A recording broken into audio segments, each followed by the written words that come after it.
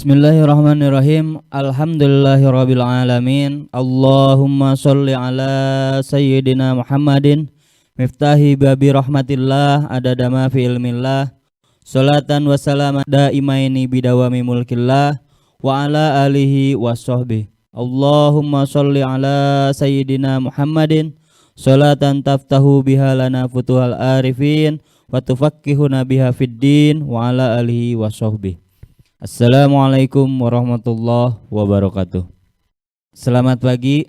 Alhamdulillah kita bisa berkumpul kembali dalam acara Smart Trend SMK Al-Amanah, yang mana Smart Trend ini dilaksanakan pada tahun 1446 Hijriah atau 2025 Masehi. Sebelumnya saya di sini akan membahas tentang tanda-tanda balik atau ciri-ciri orang yang sudah balik. Nah, sebelumnya secara hukum Islam, seseorang itu dapat dikatakan balik apabila mengetahui, memahami, dan mampu membedakan mana yang baik dan mana yang buruk. Jadi balik itu adalah ukuran waktu yang menjadikan muslim mendapatkan segala konsekuensi hukum Islam. Jadi seorang muslim telah mencapai balik, maka wajib ia untuk melaksanakan ibadah seperti salat, puasa, dan sebagainya. Oke, selanjutnya pengertian menurut bahasa. Jadi menurut bahasa itu secara balik itu berasal dari kata balago yang artinya sampai. Jadi balik itu bisa diartikan sampai, sudah sampai. Adapun menurut istilah, jadi secara ilmiah balik itu artinya telah sampai usia seseorang pada kedewasaan. Jadi seseorang yang sudah balik dianggap sudah cukup dewasa untuk berpikir dan bertindak. Nah, usia balik ini dijadikan titik awal dalam pelaksanaan kewajiban dalam syariat Islam. Adapun tanda-tanda dari balik antara laki-laki dan perempuan itu ada perbedaan. Yang mana perbedaan balik itu, yang pertama kita akan bahas sesuai dengan atau berdasarkan dari kitab Safinatun Najah. Yang mana dalam pasal ini, dalam kitab Safinatun Najah, yaitu alamatul bulugi salah satu, yang mana pasal ini akan membahas tanda-tanda balik. Salah satu itu ada 3. Jadi tanda-tanda balik itu ada 3. Tamamu khamsata syarota fi dzakari wal unsa. Yang pertama itu telah sampai usia 15 tahun bagi laki-laki ataupun perempuan. Jadi di mana-mana anak laki-laki ataupun perempuan sudah mencapai 15 tahun itu sudah dikatakan balik. Jadi sudah bisa atau sudah diwajibkan menurut syariat Islam, entah itu sholat, puasa, atau ibadah-ibadah yang lainnya. Yang kedua, wa ikhtilamu fi dzakari wal unsa litis isinina. Nah, yang kedua ini dalam kitab Safinatun Najah yaitu bermimpi junub atau ikhtilam, atau biasa dalam kata umum itu mimpi basah bagi laki-laki dan perempuan ketika melewati umur 9 tahun. Nah, sebelumnya untuk pembahasan bagaimana cara atau bagaimana ciri dari bagian kedua ini Yang pertama, mimpi basah terjadi ketika seorang laki-laki itu sedang tidur. Kemudian saat bangun itu mengeluarkan air mani ataupun sperma. Jadi laki-laki yang sudah mengalami mimpi basah itu sudah mulai dibebani kewajiban agama. Jika ia berakal, sehat dan telah sampailah dakwah kepadanya. Perlu jadi catatan dalam pembahasan fikih tanda-tanda balik ini yang nomor 2. Nah, jadi jangan sampai menjadi guyonan atau menjadi candaan bahwa setiap orang itu pasti akan mengalami tanda balik yang nomor 2 ini. Jadi jangan dijadikan sebagai bahan candaan. Jadi dalam majelis yang mulia ini, karena pembahasan fikih itu harus rinci, harus jelas. Nah, makanya kalau pada bagian kedua ini tidak dijadikan sebagai lelucon atau sebagai candaan. Ini justru kita ini ilmu. Kita harus tahu. Bahkan ciri-cirinya kita seperti apa sih, bahwa kita itu tahu saat kita bangun tidur itu bahwa kita itu yang disebut junub atau ikhtilam. Nah, untuk ciri-cirinya, untuk membedakan antara itu air mani atau bukan, kita bisa dengan beberapa cara. Yang pertama, kita bisa dilihat dari cairannya seperti apa. Pasti akan berbeda dengan air pada umumnya. Yang kedua, dari baunya. Baunya kurang lebih seperti istilahnya putih telur, bau anyir, bau amis seperti itu. Ya, jadi kita bisa membedakan, oh ini sperma atau ini air mani ataupun bukan. Jadi saat kita bangun itu pasti ada tandanya. Kalau laki-laki itu bisa dilihat dari pas bangun, kenapa saya ada yang basah. Nah, beda lagi kalau memang pas kita cium baunya bau pesing, itu berarti air kencing, beda lagi. Jadi antara air mani dengan air kencing itu berbeda. Nah, oke. Selanjutnya, mimpi basah ini merupakan sebuah hadas besar. Jadi kalau anak laki-laki ataupun perempuan itu bermimpi junub, nah itu termasuk kepada hadas besar. Hukumnya wajib untuk melakukan mandi hadas. Jadi orang yang mempunyai hadas besar ini yang disebabkan oleh junub itu wajib untuk mandi besar. Sebelum apa? Sebelum melaksanakan sholat, puasa, ya. Jadi kita itu utamanya sebelum sholat kita harus bersih dulu dari hadas kecil dan hadas besar. Yang mana kalau hadas kecil itu seperti wudhu, kita berwudhu.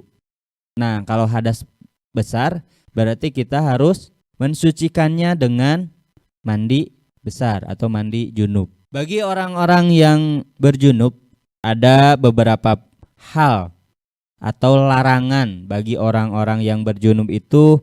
Yang pertama itu dilarang sholat. Kenapa dilarang sholat?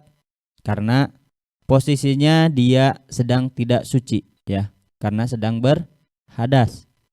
Selanjutnya tidak boleh tawaf. Tawaf itu mengelilingi Ka'bah. Selanjutnya menyentuh dan membaca Al-Quran.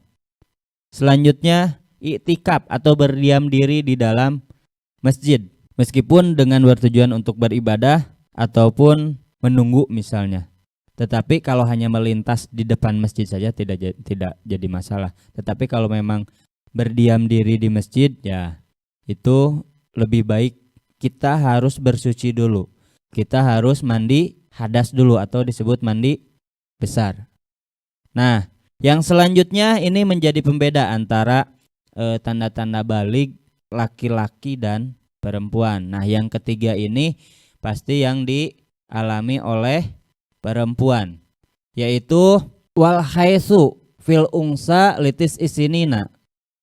Yang mana yang ketiga ini khusus bagi perempuan, yaitu keluar darah haid, ya. bagi perempuan yang sudah berumur 9 tahun atau lebih. Nah, bagaimana kalau memang perempuan ini pada usia 9 tahun sudah haid?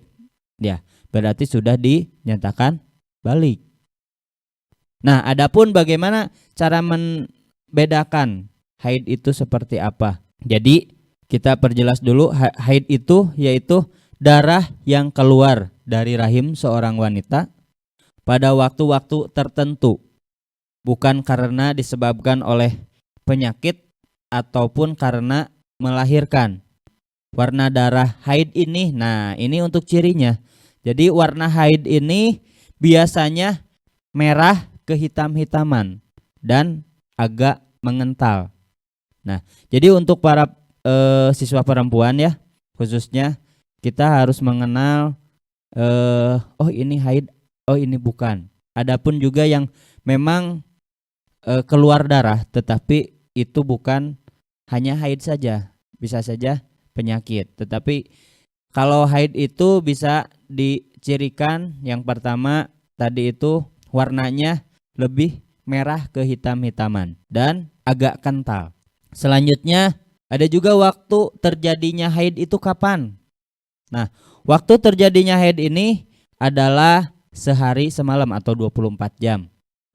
Paling sedikit haid seperti apa atau segimana? Paling sedikit itu dalam kitab Safinatun Najah itu dijelaskan bahwa sedikitnya orang yang haid itu 1 tetes. Ya, untuk waktunya lamanya berapa?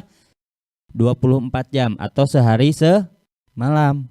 Nah, jadi kalau memang kita atau wanita sedang haid itu paling sedikitnya 1 tetesan dan waktunya sehari semalam. Nah, umumnya haid ini bagi wanita ya, waktunya selama 6 sampai 7 hari. Dan maksimalnya itu 15 hari. Nah, kalau sudah 15 hari, wajiblah untuk wanita tersebut segera bersuci, mandi hadas lagi. Ya. Jadi saat haid itu wanita tidak diperbolehkan untuk puasa, untuk sholat. Jadi karena posisinya sedang tidak suci. Jadi kalau memang wanita ini sudah 15 hari haidnya, nah berarti wajib untuk bersuci. Nah, 15 harinya 15 malam, berarti 15 hari 15 malam ya, bukan hanya 15 hari saja. Jadi kalau lebih dari 15 hari seperti apa? Nah, kalau lebih dari 15 hari itu bisa dikatakan penyakit ya, menurut para ulama. Jadi dalam haid juga seorang perempuan harus berhati-hati karena ada larangan-larangan bagi perempuan yang sedang haid. Apa saja sih larangannya? Nah, yang pertama ini untuk larangannya. Yang pertama tidak boleh melaksanakan atau melakukan sholat, mau sholat fardu ataupun sholat sunnah. Ya, jadi wanita yang sedang haid itu tidak diperkenankan, tidak diperbolehkan untuk sholat. Yang kedua, berpuasa. Jadi wanita yang sedang haid itu tidak diperbolehkan untuk berpuasa. Meskipun wanita yang sedang haid itu dilarang untuk berpuasa, namun ia diwajibkan untuk mengqadanya. Jadi apalagi sekarang bulan Ramadan ya, wanita sedang haid. Kalau perempuan pasti ada haidnya, beda dengan laki-laki. Namun laki-laki tidak berpuasa berarti bisa dikatakan haid juga kali ya. Oh ya, nah berarti dalam puasa Ramadan ini perempuan sedang haid. Berarti nanti setelah bulan Ramadan wajib untuk mengqadanya. Misalnya dalam bulan Ramadan tahun ini si perempuan tersebut tidak melaksanakan puasa selama 7 hari. Berarti nanti di luar bulan Ramadan itu wajib Qadanya wajib itu hukumnya, karena mengganti puasa kita di bulan Ramadan yang terhalang oleh haid tersebut, ya. Beda. Kalau laki-laki yang tidak puasa, laki-laki itu wajib hukumnya puasa karena tidak ada halangan seperti perempuan. Jadi laki-laki itu wajib untuk berpuasa full, ya, kecuali memang orang tersebut itu sedang sakit, tidak kuat untuk berpuasa. Kalau memang dipaksakan untuk puasa, nah bisa mengakibatkan atau mengganggu kesehatannya. Nah, itu ada beberapa uzurnya, itu beda lagi babnya, ya. Beda lagi babnya. Selanjutnya yang ketiga itu wanita yang sedang haid itu tidak diperbolehkan untuk tawaf. Ya, misalnya lagi umroh atau sedang melaksanakan haji. Nah, tiba-tiba haid, berarti tidak boleh untuk melaksanakan tawaf. Ya, hukumnya apa? Haram, tidak boleh, ya. Selanjutnya yang keempat. Yang keempat itu menyentuh mushaf dan membaca Al-Quran. Jadi perempuan yang sedang haid itu tidak diperbolehkan untuk menyentuh Al-Quran atau memegang Al-Quran, membawa Al-Quran dan membaca Al-Quran, tidak diperbolehkan, ya. Selanjutnya yang kelima itu iktikaf atau berdiam diri di dalam masjid, ya. Jadi perempuan yang sedang haid itu tidak diperbolehkan untuk berdiam diri di dalam masjid, ya. Karena apa? Karena posisinya sedang berhadas, ya. Takutnya darah haidnya itu menetes di masjid. Nah, jadi kan darahnya itu najis. Jadi makanya tidak diperbolehkan wanita itu yang sedang haid, ya, yang sedang haid untuk berdiam diri di masjid. Untuk selanjutnya itu baligh ini menjadi tanda bahwa seorang muslim itu wajib menjalankan syariat Islam, ya. Jadi kewajiban dalam melaksanakan syariat Islam itu ketika anak sudah akil balik, yaitu menjalankan ibadah-ibadah, misalnya seperti sholat, puasa, dan sebagainya, ya. Jadi ibadah-ibadah yang memang sudah ditentukan atau disyariatkan oleh Islam. Nah, sejak usia baligh ini seorang anak tergolong kepada mukallaf atau terbebani dengan hukum syar'i, ya. Yang mana apa yang diwajibkan oleh hukum syariat Islam itu kepada muslim, yang wajib dilaksanakan kepada orang yang sudah baligh itu, sedangkan ada juga yang diharamkan. Jadi baligh ini sudah wajib melaksanakan perintah dari Allah Subhanahu wa taala dan menjauhi larangannya, secara umumnya seperti itu. Jadi wajibkan untuk apa? Untuk beribadah, sholat, puasa, ya, itu sudah diwajibkan untuk yang sudah masuk baligh. Nah, dan menjauhi larangannya. Larangannya apa saja? Ya, contohnya meninggalkan sholat, meninggalkan puasa, ya. Jadi sudah akil baligh itu sudah diwajibkan untuk melakukan syariat-syariat Islam. Bahkan kalau kata guru saya dahulu, jadi kalau orang yang sudah baligh itu sudah memiliki catatan amalnya masing-masing. Nah, jadi kita berbuat salah itu sudah ditanggung sendiri salahnya dan akan dipertanggungjawabkan nanti di akhirat. Makanya kalau kita sudah baligh, berarti kita sudah belajar mana yang baik, mana yang buruk. Jadi kita sudah bisa mengetahui, oh, hal yang kita lakukan ini tidak baik. Hal yang kita lakukan ini menjerumuskan kita kepada hal-hal yang mencelakakan kita baik di dunia maupun di akhirat. Misalnya zaman sekarang anak-anak itu model minum khamar, ya itu kan tidak boleh, ya.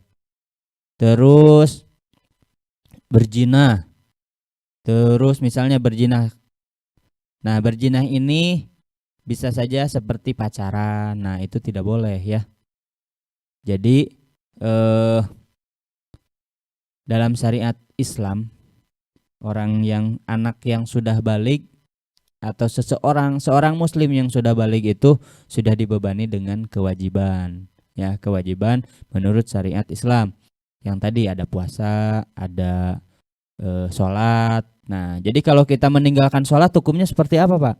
Nah, kalau kita meninggalkan sholat berarti hukumnya berdosa kita dan akan dipertanggungjawabkan nanti di akhirat. Nah, setidaknya ada 3 ya syarat untuk dapat dikatakan sebagai mukallaf. Yang pertama itu balik dengan ciri-cirinya yang tadi apa? Sudah memasuki 15 tahun ya secara tahun hijriah ya. Terus berakal sehat ya. Jadi orang ini dikatakan mukallaf itu harus berakal. Jadi kalau tidak berakal berarti tidak bisa dikatakan mukallaf. Terus telah sampai dakwah Islam kepadanya.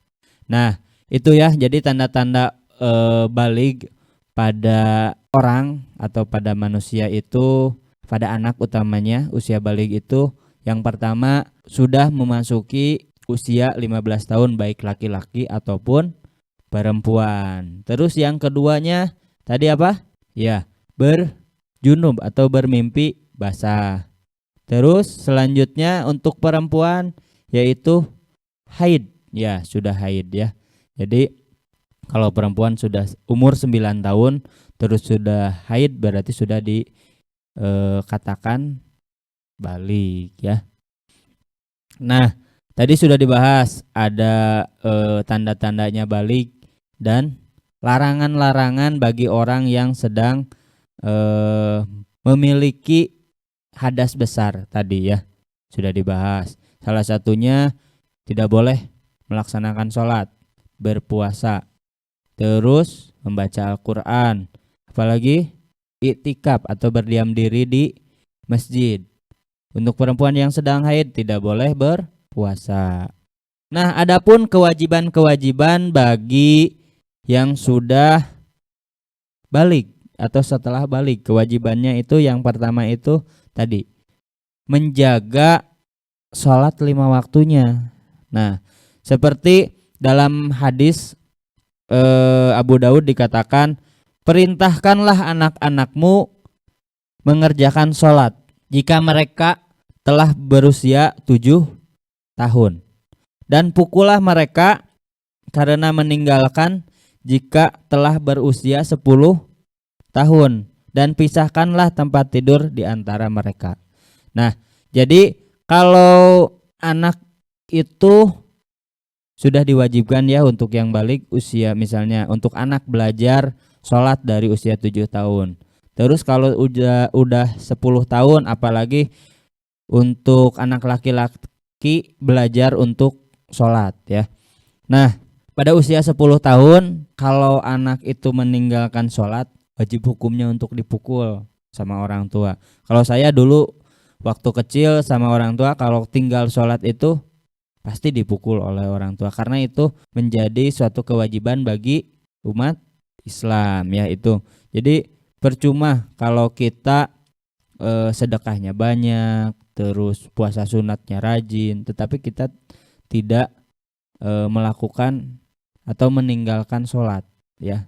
Sholat itu tihangnya agama. Jadi diibaratkan sebuah bangunan. Kalau memang bangunan itu tihangnya tidak kokoh atau tidak ada tihangnya tidak akan membentuk sebuah bangunan. Jadi kalian tidak boleh meninggalkan sholat karena hukumnya meninggalkan sholat itu dosa ya.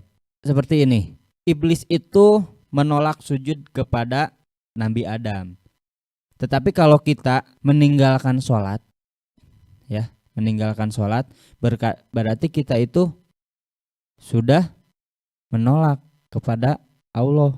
Nah, salah satunya kita itu wajib, makanya wajib hukumnya kita untuk sholat. Tidak boleh meninggalkan sholat, ya. Karena sholat itu di mana seorang hambanya bertemu dengan atau bercerita atau mendekatkan diri kepada sang penciptanya. Jadi wajib ya sholat itu. Yang kedua bagi yang sudah balik apa? Ya, yang kedua itu untuk mau laki-laki ataupun perempuan menutup aurat, ya. Jadi wajib menutup aurat, apalagi untuk urusan aurat. Perempuan itu sehelai rambut itu akan menjadi siksa kepada 4 laki-laki. Itu yang pertama ayahnya, pamannya, suaminya, dan saudara laki-lakinya. Jadi untuk perempuan tutuplah auratnya ya. Seperti dalam hadis Abu Daud dikatakan, wahai Asma, sesungguhnya seorang wanita itu jika sudah haid atau sudah balik tidak boleh terlihat dari dirinya kecuali ini dan ini. Beliau itu sambil menunjukkan wajah. Jadi bagi wanita yang sudah balik itu yang wajib terlihat ini hanya wajah dan kedua telapak tangan, itu saja ya. Jadi hukumnya wajib untuk para perempuan itu menutup aurat ya, menjaga aurat kalian ya. Itu wajib.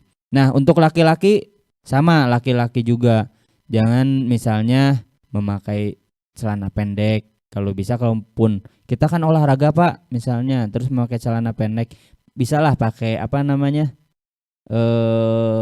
bukan stocking, celana yang panjang kayak street seperti itu. Nah, jadi kan tetap tertutup, tidak langsung terlihat. Nah, jadi ditutuplah auratnya ya.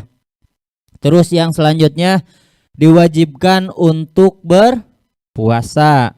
Yang ketiganya, jadi diwajibkan untuk berpuasa, yaitu termasuk wajib bagi yang sudah akil balik. Seperti di dalam surat Al-Baqarah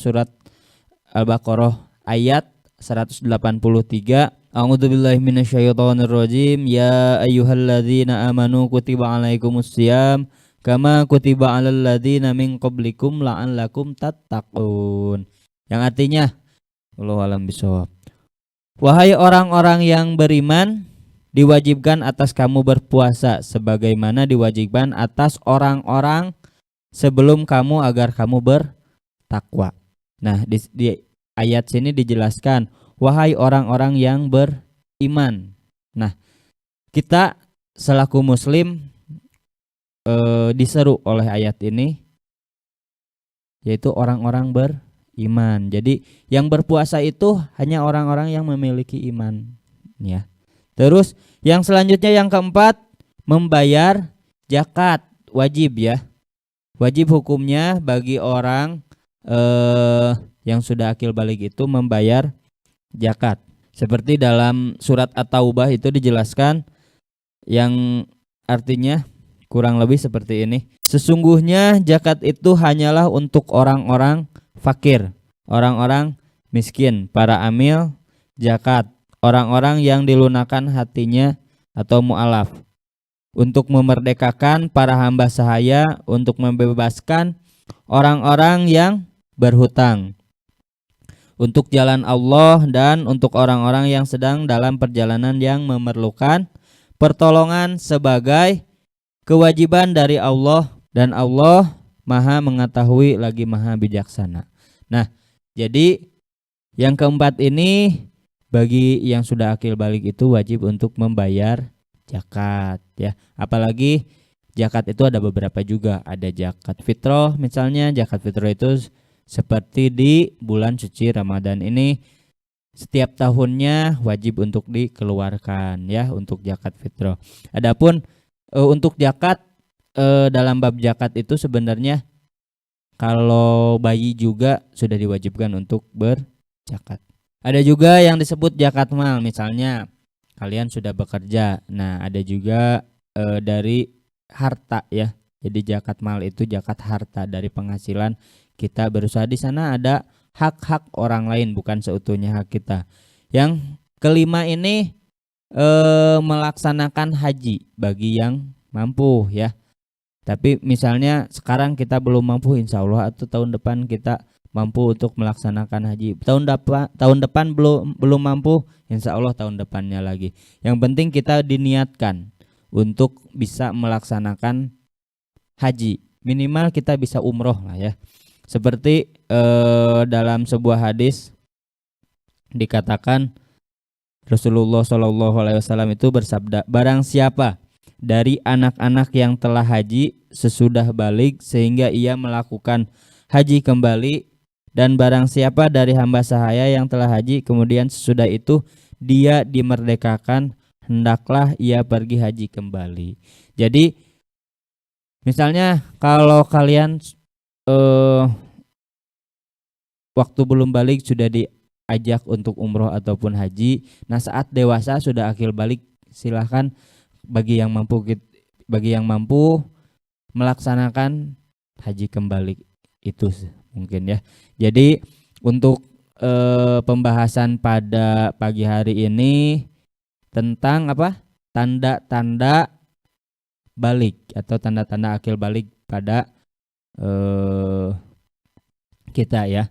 Jadi kita sudah tahu bagaimana, tadi sudah dijelaskan dalam kitab Safinatun Najah itu ada 3 ya. Ada 3. Yang pertama sudah masuk pada usia 15 tahun. Yang keduanya bermimpi junub bagi laki-laki ataupun perempuan ya. Terus selanjutnya yang ketiga itu haid ya. Haid bagi perempuan. Perempuan yang sudah haid itu sudah dikatakan balik. Ya, mungkin itu saja yang bisa saya sampaikan. Mohon maaf apabila ada kesalahan. Kurang lebihnya benarnya dari Allah Ta'ala, salahnya dari diri saya pribadi. Akhirul kalam. Wassalamualaikum warahmatullahi wabarakatuh.